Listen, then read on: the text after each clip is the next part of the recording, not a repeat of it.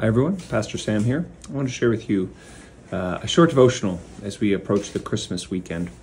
One of the things we're going to be talking about this Christmas at our Christmas Eve services is, of course, the coming of Christ, Emmanuel, God with us. We're also going to talk about the new life that Christ brings, and that new life is something that we have to step into. And I was reading something I wanted to share with you all from a wonderful book. It's called The One True Thing by Howard Baker. Howard was a professor of mine and a friend for a time, and I really like him and his perspective. And he taps into something I also like from the Chronicles of Narnia. And he says this. I just want to read this to you as an encouragement coming into your Christmas weekend. And it's Jesus' invitation to choose the one thing. In C.S. Lewis's The Silver Chair, part of his Chronicles of Narnia series, Jill was dying of thirst. When she heard the rippling of a stream, as the clear, refreshing water came into view, so did Aslan, the huge lion in Christ figure. He was lying beside the stream as if guarding it. The intensity of Jill's thirst was matched only by her fear of the lion. At first, she asked Aslan if he would go away while she drank, but he refused. Then she asked him to promise not to hurt her. He said he made no such promises. Then she concluded that she would find another stream, to which Aslan replied, "There are no other streams." Jill had to choose. She wanted her thirst quenched on her own terms, only to discover that Aslan was not given to negotiation.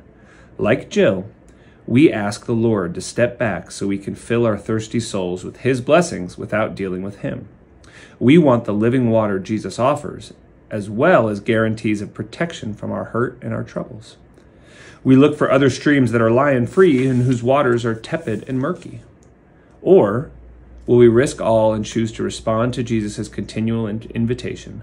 Come to me, learn from me, and find rest for your souls. Our choice is the same as Jill's. Will we remain safe but thirsty, or respond to Jesus' amazing invitation to a life of rest and a life of risk? And I think this is what happens at Christmas, right? We want to come to Christmas. We want to feel good. We want to worship, sing Holy Night, Silent Night. But we don't want to deal with our stuff. We're afraid of approaching Christ.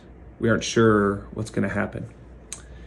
And so whether you come to church every week, or whether you're thinking about coming to church for the first time in a long time on Christmas, or maybe you have family coming to church for the first time in a long time, my hope and my prayer is that we would come knowing that Christ has first come to us.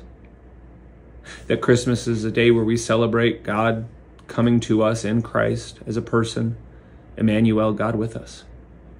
And that when we come to him for a drink, when we come to nourish our souls on Christmas and to worship together as a family, it can be a little scary.